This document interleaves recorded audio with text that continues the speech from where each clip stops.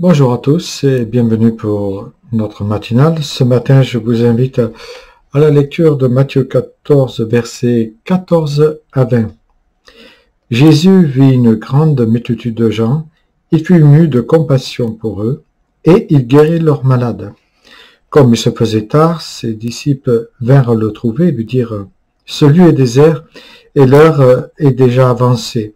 Renvoie la foule afin qu'elle aille dans les villages pour s'acheter des vivres. » Mais Jésus leur dit, « Il n'est pas nécessaire qu'ils aillent.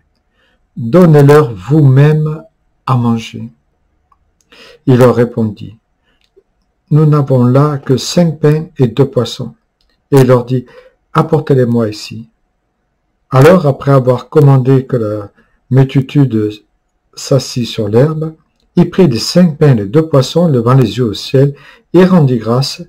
Puis, ayant rompu les pains, il les donna aux disciples, et les disciples les donnèrent au peuple.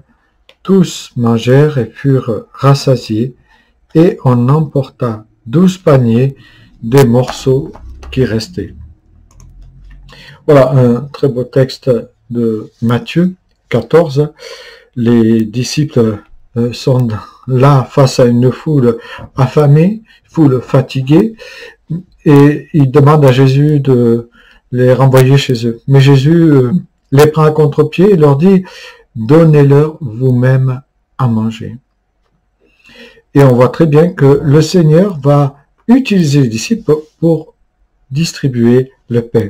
Même si nous savons que c'est lui qui fait, bien sûr, cet extraordinaire miracle qui est raconté dans les 4 évangiles, et c'est pas pour rien, c'est parce que ce miracle a interpellé, a même, je pourrais dire, choqué les disciples de voir cette multitude nourrie avec quelques pains. 5 pains et 2 poissons, qu'est-ce que c'est pour une multitude de gens, hein? Et on sait que quand les gens suivaient Jésus, chaque fois dans les textes, nous voyons 2-3 000 personnes. Donc, comment nourrir une foule avec si peu de pain? Il s'agit là d'un miracle, et c'est le miracle que nous connaissons tous, là, en tout cas la plupart d'entre nous, la multiplication de pain. Le fait que c'est raconté dans les 4 évangiles, cela indique l'importance qu'ils ont accordée à ce miracle. Peut-être pas tant par le fait que Jésus va multiplier, mais par cette parole, donnez-leur vous-même à manger. C'est une phrase qui a une importance extrême quand nous voulons annoncer l'évangile. Donnez-leur vous-même à manger, l'ordre vise spécifiquement les disciples. C'est à eux que Jésus demande de nourrir la foule et il veut leur donner une leçon spirituelle au travers de ce magnifique miracle. Tous les gens avaient faim et sont affamés, fatigués, visiblement, le texte nous le dit. Et justement, Jésus leur dit, non, ne renvoyez pas ces gens, mais donnez-leur vous-même à manger. Vous allez leur distribuer ce que vous avez comme nourriture. Et c'est un peu la même chose. Jésus nous demande à nous aujourd'hui de nourrir ceux et celles qui ont faim. Ceux et celles qui ont faim sont une multitude de gens qui ne connaissent pas la parole, une multitude de gens qui ne connaissent pas qui est Jésus et qui ne connaissent pas du tout la bonne nouvelle. La clé de ce texte, c'est de voir que Jésus est ému de compassion. En fait, il est touché aux entrailles. Il va guérir le malade, mais il montre bien à ses disciples que pour nourrir des foules, il faut être ému aux entrailles. Pour vouloir annoncer l'évangile à ceux qui se perdent, il faut les aimer, il faut savoir les écouter, il faut être ému, nous aussi, aux entrailles, avoir cette compassion que le Christ avait pour la foule. Si nous n'avons pas de compassion, notre message ne sera pas entendu. La compassion est si importante. C'est ce que Jésus va mettre en avant dans ce texte. C'est le point crucial de son message.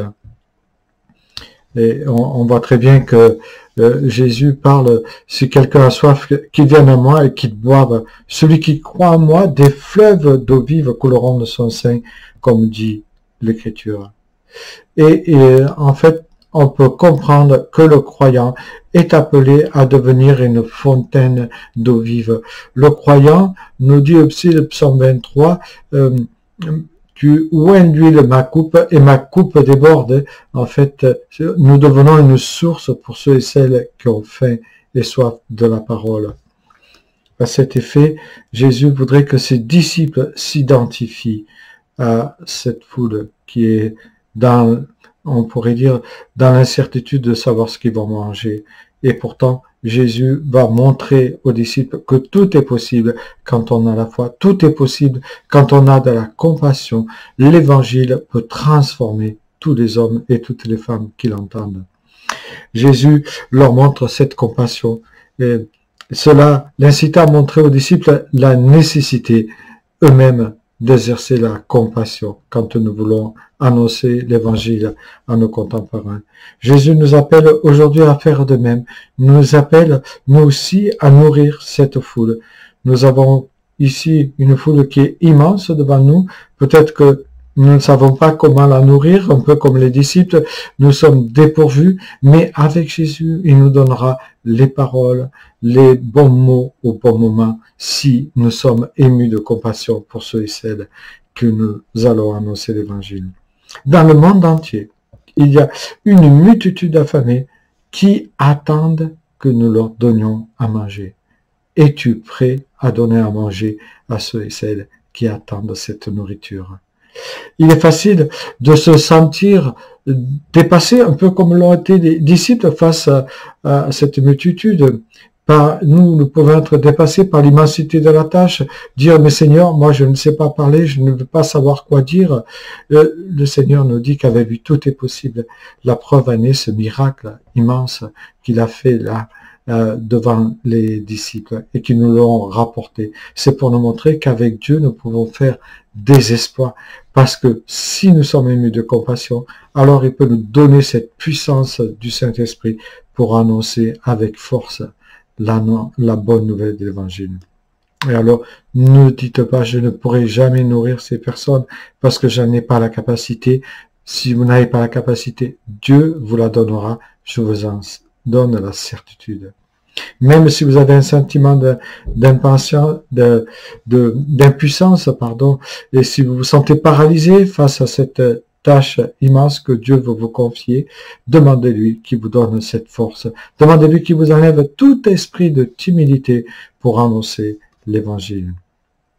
Le miracle de la multiplication des pains devient alors un encouragement, je pourrais dire, spirituel pour nous, de voir que Jésus, avec quelques morceaux de pain, il va nourrir une foule immense. Avec des disciples comme nous, il peut nourrir des foules immenses si nous savons être émus de compassion. Il faut être premièrement sensible au bien d'autrui, avoir un cœur qui se laisse toucher par la compassion de ceux qui se meurent. Le croyant a aussi la responsabilité morale de servir ses semblables, mais cette responsabilité morale, c'est d'être le témoin. Et surtout, nous devons apprendre à faire confiance à notre Seigneur Jésus-Christ, qui est le roi des rois, le Seigneur des seigneurs, celui qui peut tout accomplir. Bonne journée.